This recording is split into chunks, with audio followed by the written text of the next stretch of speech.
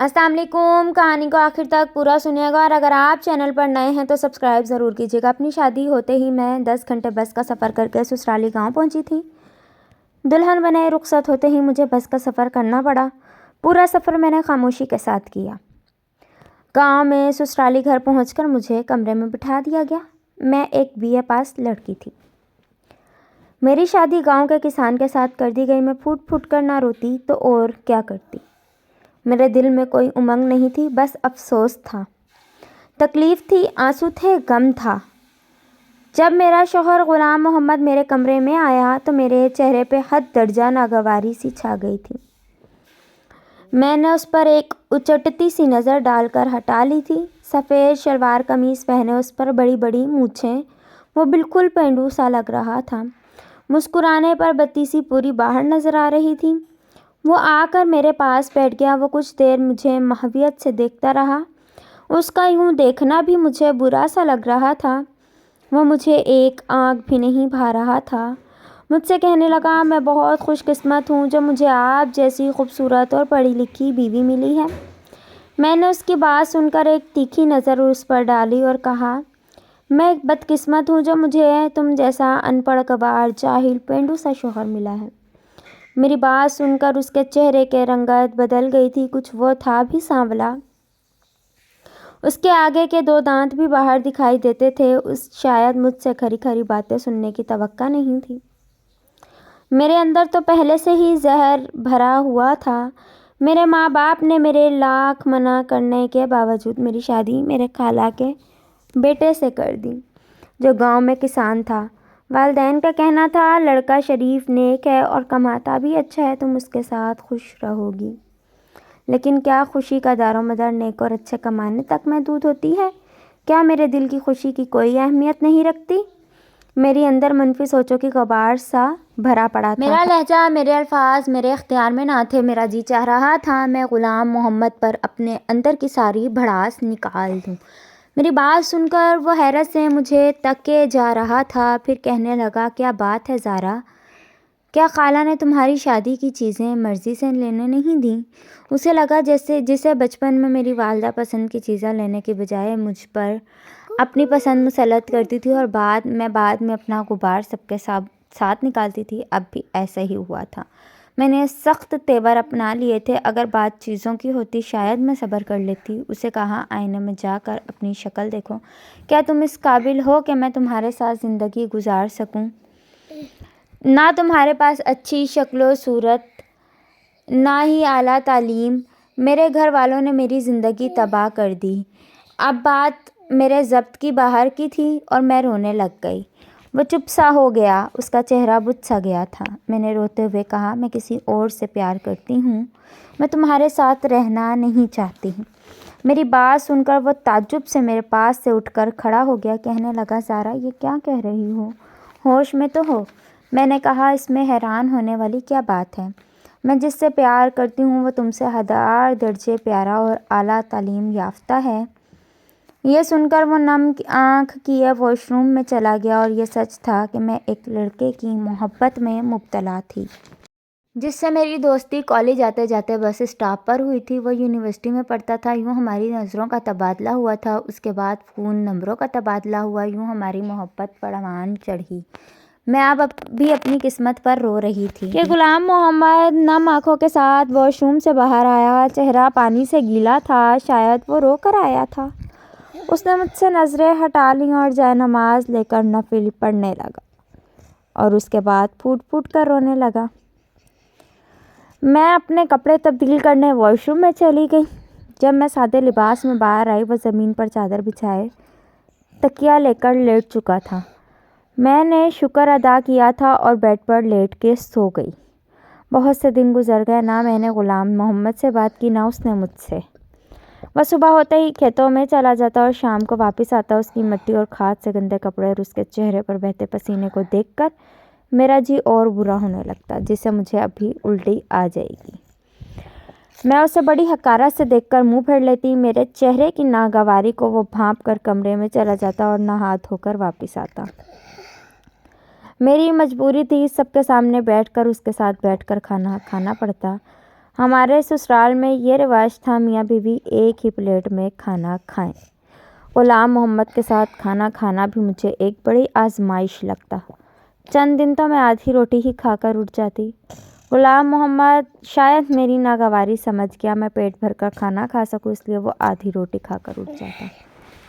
مجھے اس بات سے بھی کوئی غرض نہیں تھا کہ وہ صبح کا گیا شام کو لوٹتا ہے، بھوکا پیاسا اپنا خون پسینہ ایک کر کے گرمی میں واپس لوٹتا ہے، اور روٹی بھی پیٹ بھر کر اسے نصیب نہیں ہوتی۔ مجھے تو بس اپنی ادھوری رات جانے والی خواہشات پر قلق رہنے لگا تھا۔ مجھے بار بار اظہر کا خیال آنے لگتا۔ میرے پاس جو فون تھا میری امی نے مجھ سے واپس لے لیا تھا، اور یہاں بہو بیٹیوں کو فون رکھنے کی اجازت نہیں تھی۔ جب مجھ سے رہا نہ گیا تو میں سارے لحاظ ترک کر کے غلام محمد سے کہا مجھے اپنا فون دے، مجھے اظہر سے بات کرنی ہے۔ میری بات سن کر وہ مجھے تعجب سے دیکھنے لگا۔ میں نے اس کے ہاتھ سے فون چھین کر اظہر کا نمبر ملا دیا اور بات چیت شروع کر دی۔ اظہر بھی میری وجہ سے بہت پریشان تھا۔ میں نے رو رو کر اپنا ساتھ ہونے والی زیادتی کا ذکر کیا جو مجھ پر میرے والدین نے کی تھی۔ غلام محمد کی موجودگی کا بھی مجھے پاس نہ تھا۔ وہ خاموشی کے ساتھ چادر بچھائے زمین پر لیٹ گیا۔ میں کافی دیر اظہر سے بات کرتی رہی، پھر تو میں نے تماشا ہی پکڑ لیا تھا۔ روز میں غلام محمد سے فون لیتی اور اظہر سے بات کرتی رہتی۔ اظہر اب بھی مجھے اپنانے کے لیے تیار تھا۔ ایک بار فون کے سگنل بار بار ڈراپ ہو رہے تھے۔ غلام محمد سو چکا تھا اور میں کمرے سے نکل کر صحن میں آ گئی تاکہ میں اظہر سے بات کر سکوں۔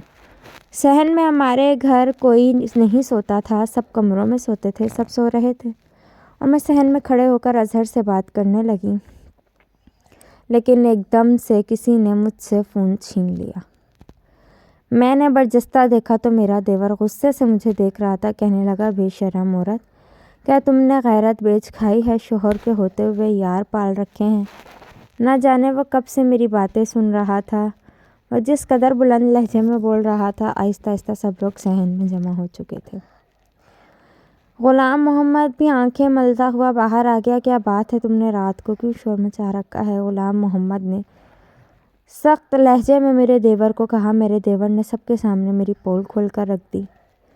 سبھی دیکھ کر مجھے حیران تھے۔ مجھے لگا اب تو گھر سے نکال ہی دیں گے۔ اچھا ہے، جان تو چھوٹ جائے گی اور میں واپس گھر لوٹ جاؤں گی، پھر اظہر سے شادی کر لوں گی۔ لیکن غلام محمد نے سب کے سامنے میرے دیور کو جھوٹا کر دیا۔ کہنے لگا یہ میری ہی اجازت سے اپنی سہیلی کو فون کرتی ہے۔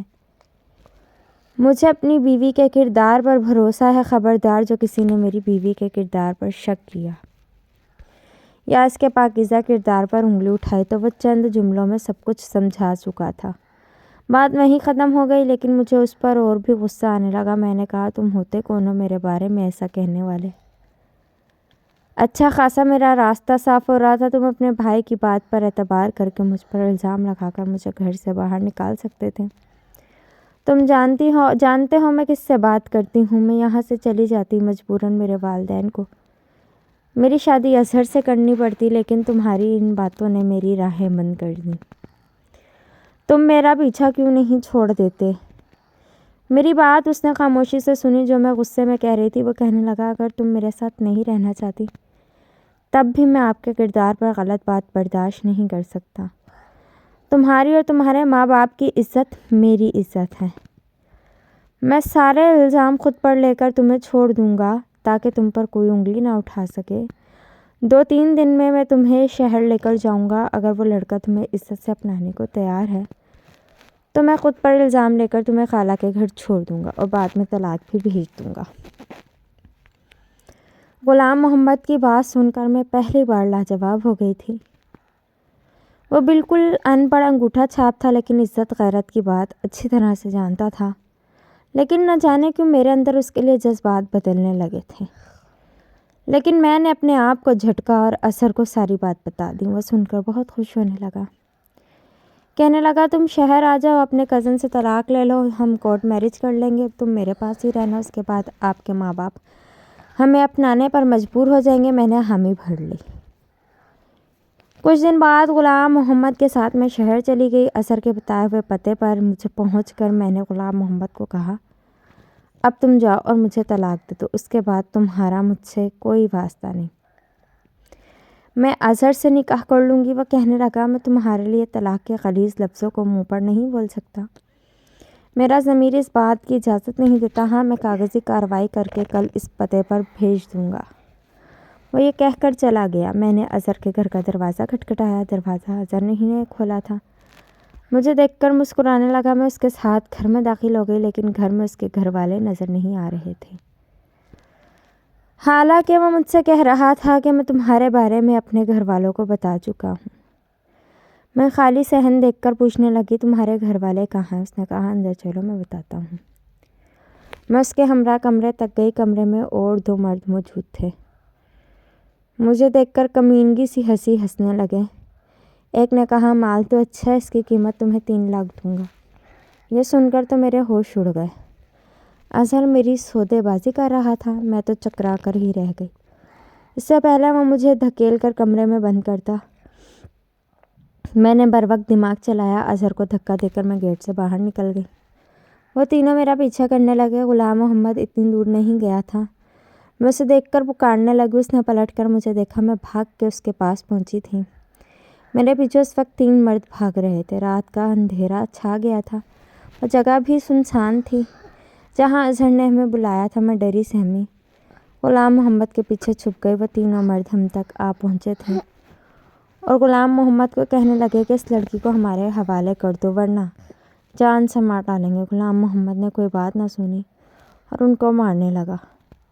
اس کے بدلے وہ بھی غلام محمد کو مارنے لگے۔ ایک شور سا مچ گیا اور لوگ بھی جمع ہونے لگے۔ خدا کی کرنی یہ ہوئی، وہاں سے پولیس کی موبائل وین گزر رہی تھی۔ پولیس کو دیکھ کر وہ لوگ بھاگنے لگے اور پکڑے گئے۔ پولیس کب سے ان کی تلاش میں تھی۔ وہ لوگ لڑکیوں کو اپنی محبت کے جال میں پھنسا کر آگے بیچ دیتے تھے۔ اللہ پاک نے مجھے بچا لیا۔ غلام محمد کے ہونٹوں کے پاس سے زخم ہو چکا تھا اور مجھے پہلی بار اس کے زخم کو دیکھ کر دکھ ہوا تھا۔ وہ مجھے خاموشی سے بس اسٹاپ تک لے آیا تھا۔ میں اس کے سامنے نظر اٹھانے کے قابل نہیں رہی تھی۔ وہ ان پڑھ ہو کر بھی باظرف نکلا۔ مجھے اپنے آپ سا ان کے سامنے چھوٹا لگنے لگا تھا۔